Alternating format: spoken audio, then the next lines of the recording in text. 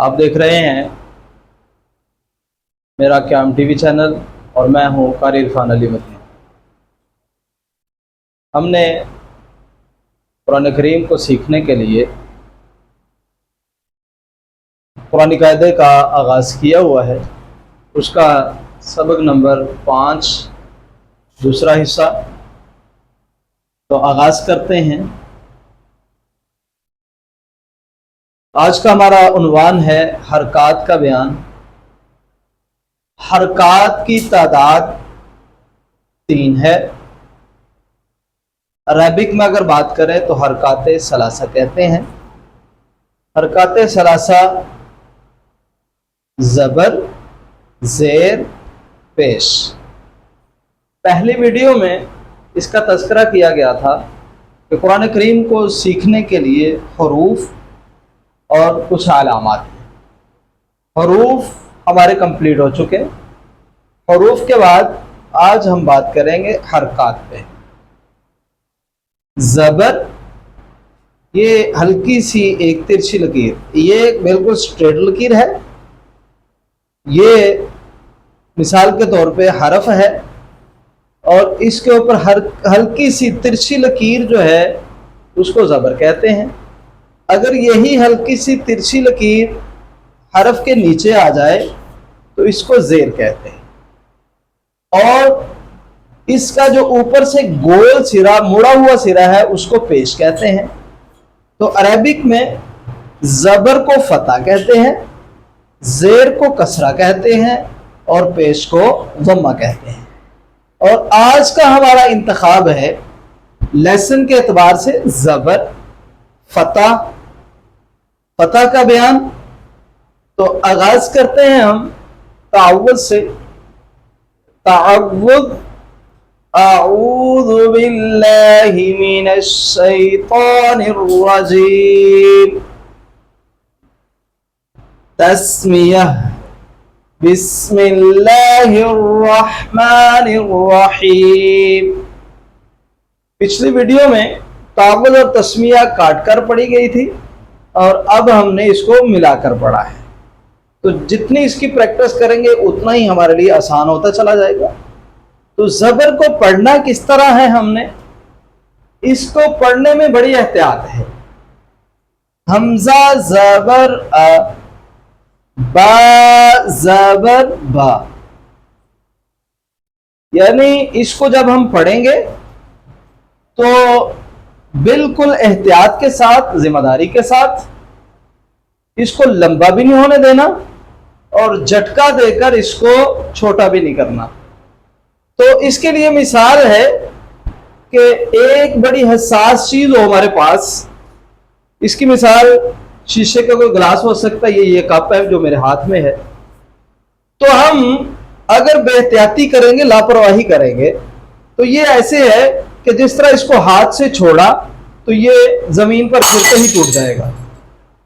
تو اگر ہم اس کو احتیاط کے ساتھ، یہ دوسرا کپ جو میرے ہاتھ میں ہے، یہ دوسرا کپ ہے، اس کو اگر ہم بڑی ذمہ داری کے ساتھ آرام سے رکھتے ہیں ٹیبل پر تو یہ رکھا جائے گا اور ٹوٹے گا بھی نہیں۔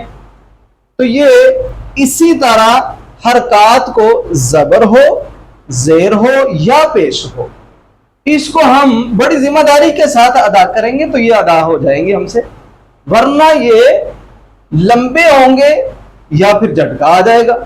اگر لمبا ہو جائے گا تو مدہ بن جائے گی، جھٹکا آئے گا تو یہ حمزہ بن جائے گا۔ تو یہ اس کو ہم نے بڑی ذمہ داری کے ساتھ پڑھنا ہے۔ حمزہ زبر ا، بڑی ذمہ داری کے ساتھ، نرمی سے چھوڑا۔ حمزہ زبر ا، با زبر با، تا زبر تا، ثا زبر ثا۔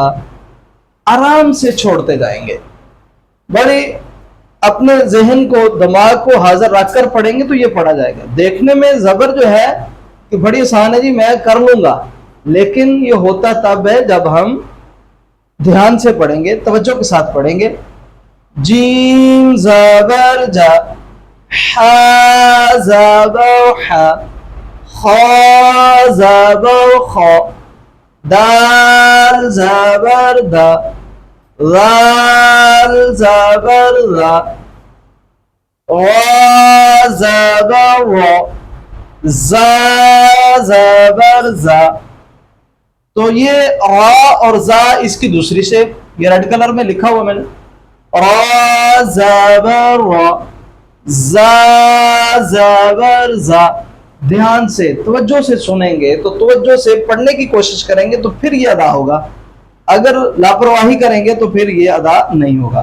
سین زبر سا، شین زبر شا، صاد زبر صا، ضاد زبر وا، طا زبر طا، ظا زبر ظا، عین زبر ع، غین زبر غا، فا زبر فا، قاف زبر قا، کاف زبر کا، لام زبر لا، میم زبر ما، نون زبر نا، واو زبر وا، ہونٹ گول کر کے، واو زبر وا، ہا زبر ہا، حمزہ زبر آ،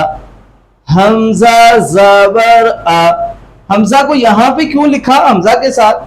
کیونکہ الف ہمیشہ خالی ہوتا ہے، اس کے اوپر زبر زیر پیش نہیں آتی، تو یہ الف کو شروع میں بھی اس لیے لکھا کیونکہ شروع میں الف ہوتا ہے تو اس لیے لکھا، اور یہاں پر اس کو اس کے ساتھ اس لیے لکھا کہ الف کے اوپر جب زبر زیر پیش یا جزم کوئی بھی علامت آ جائے تو الف جو ہے وہ اپنے آپ کو برقرار نہیں رکھ پاتا، وہ حمزہ بن جاتا ہے، تو اس لیے یہاں پہ لکھ دیا اس کو.